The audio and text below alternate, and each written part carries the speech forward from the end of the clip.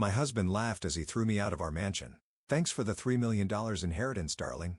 I needed it to build my startup. Now get out, my new girlfriend needs space. I smiled and left quietly. He had no idea that before he emptied my account, I had already. The outcome was, after 8 years of marriage, you're just throwing me out. He smirked, taking another sip. Come on, Emma. Let's not make this dramatic. We both know this marriage has served its purpose.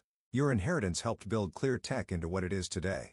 Now that we're going public, I need someone more suitable by my side, someone who understands the tech world. My name is Emma Chen, and at 34, I was watching my life crumble around me. 8 years ago, I'd married James believing in love and forever. He was brilliant, but struggling. Working on a startup, he swore, would change the world. When my parents died in a car accident 2 years into our marriage, leaving me their life savings and family business shares worth $3 million, I didn't hesitate to invest it all in his dream. You mean someone like Melissa? I asked, thinking of his 25-year-old head of marketing who'd been spending more and more time at our house lately. The way she looked at him during dinner parties, how they always seemed to be having late meetings. James's smile widened. Melissa understands vision. She gets what it takes to build something revolutionary. He gestured dismissively with his glass. You were great for the early days, the supportive wife, the generous investor, but Cleartech is worth $100 million now. We're playing in the big leagues. I looked around our mansion, the sweeping staircase, the chandelier that cost more than most cars, the art I carefully selected to make this place feel like home. All of it built with my family's money, my trust, my love. The board meets tomorrow to finalize the IPO. James continued, checking his Rolex, another gift bought with my inheritance. Melissa and I need to prep. So if we could wrap this up. I walked to the suitcases, my heels clicking against the marble floor. Each step felt heavy with 6 years of memories. The dinner parties I'd hosted to help him network, the nights I'd stayed up listening to his ideas, the vacations we'd cancel because he needed to work. I believed in him completely, have been so proud to help build his dream. You know what's funny? I said, turning to face him. You think you've won, but you've played this perfectly. He raised an eyebrow, amused. Haven't I?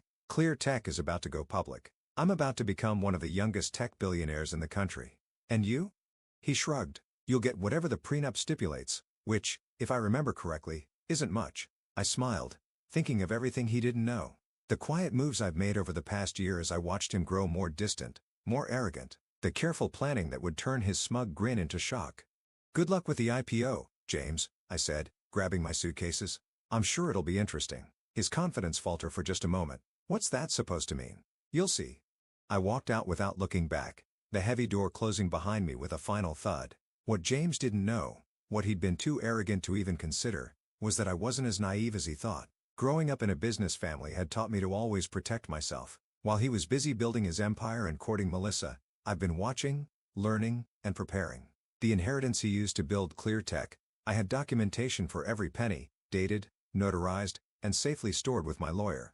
The early company contracts, all carefully preserved, showing my role as more than just a silent investor. The long hours he claimed to be working, I had proof of much more interesting activities. But my real insurance policy was something far more valuable, something that would make tomorrow's board meeting very interesting indeed. I checked into the Four Seasons, a small indulgence I planned to head for. As I unpacked, my phone buzzed with a text from my best friend, Lauren. Are you okay? Did you do it? It's done, I replied. He kicked me out just like we expected. Melissa's already moving in. That smug bastard, she texted back. He has no idea what's coming, does he? I smiled, thinking of the documents safely stored in my laptop. Documents that would turn James' perfect plan upside down. No, I wrote. He doesn't. That night, I sat in my hotel room watching the city lights twinkle below. 6 years ago, James had been a struggling entrepreneur with big dreams. I believed in those dreams, had wanted to be part of building something meaningful. The $3 million from my parents had seemed like fate, a way to honor their memory by helping create something amazing. I remember the day I transferred the money to Cleartech's account. James had hugged me tight, promising we build an empire together. You and me against the world, he'd said. Partners in everything. Now here I was, kicked out of my own house so he could move in his girlfriend. The wife who funded his success discarded like yesterday's news. But James had made one crucial mistake. He underestimated me. Growing up watching my father run his business, I'd learned that trust was good, but documentation was better. My phone buzzed again, this time with an email from my lawyer, Sandra. Everything's in place for tomorrow. Are you sure you want to do this? Once we move forward, there's no going back. I thought about James' smug smile as he dismissed me, about all the nights I'd spent alone while he was working late with Melissa, about how he thought he could use me and throw me away. "I'm sure," I replied. "Let's show them what I'm really worth." Tomorrow, James would learn that his perfect plan had one fatal flaw: me. And I was done being underestimated. As I walked into ClearTech's gleaming headquarters the next morning, the security guard did a double take. "Mrs. Chen, Mr. Wilson said that I wouldn't be coming in anymore." I smiled, sliding my still valid ID card across the desk. "He was mistaken about a lot of things, Tom." The elevator ride to the top floor felt surreal. How many times had I visited James here, bringing him lunch during late nights or attending company events? The modern art on the walls, the sleek furniture in the reception area, all of it chosen with my inheritance money. I could hear voices from the boardroom as I approached. James was mid-speech, his voice carrying that confident tone I'd once found so charming, which is why this IPO will position ClearTech as the leading innovator in cloud security, our proprietary technology. I pushed open the door and the room fell silent. 12 board members turned to stare at me, their expressions ranging from shock to discomfort. James stood at the head of the table, his presentation frozen on the screen behind him. Next to him, Melissa's perfectly made-up face paled. "Emma," James recovered quickly, his smile tight. "This is a private board meeting. You shouldn't be here." I took a seat at the far end of the table, placing my laptop in front of me. "Actually, I have every right to be here. As a major stakeholder in ClearTech, I think the board should hear what I have to say before voting on the IPO." One of the board members, an older man named Richard, leaned forward. "Mrs. Wilson, we were under the impression that you had no official role in the company." "It's Miss Chen." I corrected him, opening my laptop, and that impression was incorrect. "In fact, there's quite a lot about ClearTech that needs clarification." James' facade cracked slightly. "Emma, don't do this. Whatever you're thinking." I connected my laptop to the presentation screen, and the room gasped.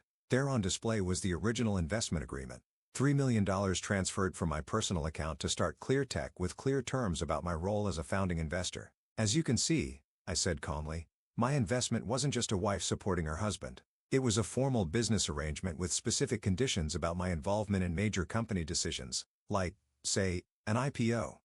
The board members shifted uncomfortably, several of them shooting questioning looks at James. He had always portrayed ClearTech as his sole creation, conveniently leaving out the fact that his wife's inheritance had made it all possible. "That was years ago," James said dismissively. "The company has grown far beyond that initial investment." "True." I nodded, clicking to the next slide, "which is why I found it interesting that you've been systematically erasing my contributions from company records. These are the original documents, and these," I split screen to show altered versions, "are what you submitted to the SEC for the IPO filing." The room erupted in murmurs. Document falsification in an IPO filing was serious, the kind of thing that could derail the entire process and trigger investigations. "This is ridiculous," Melissa spoke up, her hand possessively on James' arm. "You're just bitter because my husband used my family's money to build this company, then tried to push me out when he thought he didn't need me anymore." I interrupted. "No, Melissa. I'm not bitter. I'm just well prepared." I clicked to the next slide, and James' face went ash white. There on the screen were bank statements showing systematic fund diversions from ClearTech's accounts to offshore holdings. $1 million moved quietly over the past year. "Would anyone like to explain these transactions?" I asked innocently. "Because I'm very curious about why company funds were being moved to accounts in the Cayman Islands right before the IPO announcement." Richard, the board member who'd spoken earlier, stood up abruptly. "Mr. Wilson, is this accurate?" James tugged at his collar, his cool demeanor cracking. "These are complex financial arrangements for tax purposes, completely standard." "Standard?" I raised an eyebrow. "Is that what you told Melissa when you promised her shares from these accounts? When you planned to cash out together after the IPO?" Melissa jumped up, her chair scraping against the floor. "How did you?" "No." I finished for her. "Let's just say you should be more careful about what you discuss over company email, especially when the company's security system was partly funded by the person you're planning to betray." The boardroom erupted into chaos. Several members were on their phones, presumably calling their lawyers. Others were demanding immediate explanations from James, who stood there looking like his perfect world was crumbling around him. "This is a simple choice," I said, raising my voice above the commotion. "Either we postpone the IPO and restructure the company leadership to reflect its true ownership, or I take this evidence to the SEC. Your call." James stormed around the table toward me, his face contorted with rage. "You manipulative bitch," he hissed under his breath. "You're trying to destroy everything I built." "No, James," I said quietly, meeting his gaze. I'm taking back what's mine, what we built together before you decided to throw me away." The board quickly called for an emergency recess. As people filed out of the room, many of them already on their phones with crisis managers and lawyers, I packed up my laptop calmly. Everything I'd shown them was just the tip of the iceberg. I had more evidence, more proof of James' deceptions, safely backed up and ready to deploy if needed.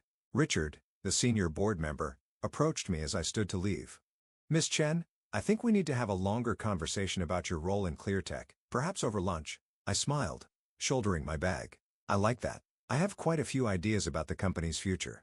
As I walked out, I caught a glimpse of James and Melissa in heated discussion, their perfect plan falling apart around them. He looked up as I passed, and for the first time since I've known him, I saw fear in his eyes. This was just the beginning. James had thought he could discard me without consequences, but he was about to learn just how expensive that mistake would be. The weeks following the board meeting were a whirlwind of legal negotiations, emergency board sessions, and company restructuring. I watched from my temporary office on the 19th floor, not quite the penthouse suite where James still sat, but close enough to keep an eye on things. The IPO had been postponed indefinitely. After my revelations, the board wasn't taking any chances. They've hired independent auditors to go through every transaction, every document, every decision made in the past 6 years. What they found made my evidence look tame in comparison. They've uncovered at least $12 million in questionable transactions. Sandra, my lawyer, told me one morning as we reviewed the latest findings. James wasn't just planning to cash out with Melissa. He was setting up a parallel company structure. He was going to use the IPO money to start fresh, leaving ClearTech as an empty shell. I sipped my coffee looking out over the city skyline. "And Melissa, any word from her legal team?" Sandra smirked. "She's singing like a canary. Turned over everything. Emails, texts, recorded conversations. Apparently, she's not as loyal to James now that his perfect plan has fallen apart." I wasn't surprised. Melissa had always been ambitious, but her loyalty extended only as far as her own interests. Once she realized James couldn't deliver the wealthy feature he promised, she'd switch sides quickly. The press had been having a field day with the story. "Tech CEO's IPO dreams crumble amid fraud allegations," read one headline. "ClearTech founder's wife exposes $1 million deception," screamed another. James' reputation in the tech world, once golden, was now thoroughly tarnished, but I wasn't interested in revenge. I wanted justice. The board had been surprisingly receptive to my proposals for restructuring the company. With James' credibility destroyed and the threat of SEC investigations looming, they were eager to find a stable path forward. "The board meeting's in an hour," Sandra reminded me, gathering her papers. "Are you ready?" I nodded, straightening my blazer. More than ready. The boardroom looked different now. The same sleek table, the same floor-to-ceiling windows, but the energy had changed. James sat at the far end, his usual confidence replaced by barely contained anger. His lawyer whispered something in his ear as I took my seat. Richard called the meeting to order. "As you all know, we're here to finalize the leadership restructuring of ClearTech. Following the independent audit and extensive legal review, the board has prepared a resolution." I kept my expression neutral as he read through the terms. James would step down as CEO, though he retained a minority stake in the company. The offshore accounts would be frozen and investigated. And most importantly, I would be installed as executive chairperson with final say over all major company decisions. "This is insane," James burst out, standing up. "You're giving her control of my company?" "Our company," I corrected him quietly, "built with my family's money, my support, and my trust. Money you tried to steal, support you abused, and trust you betrayed." The board members shifted uncomfortably, but no one spoke up to defend James. They'd all seen the evidence, all realized how close they'd come to being implicated in his schemes. "The resolution is fair," Richard said firmly. "Ms. Chen's investment and early involvement were instrumental in building ClearTech. Her recent actions protected not just her interests, but those of every shareholder and employee." The vote was quick and decisive. 10 in favor, 2 abstaining, none opposed. Just like that, control of ClearTech passed to me. As people filed out of the room, James approached me, his face dark with fury. "Congratulations," he spat. "You've destroyed everything I worked for." I stood up slowly, gathering my things. "No, James. I saved what we built together. You're the one who tried to destroy it with greed and lies. You think you can run this company?" He sneered. "You don't know the first thing about tech." "I know about loyalty," I replied. "About building trust and keeping it. The technology might be complex, but the principles of good business are simple. Something my father taught me long ago." I walked to the door, then turned back for one last look at the man I'd once loved so completely.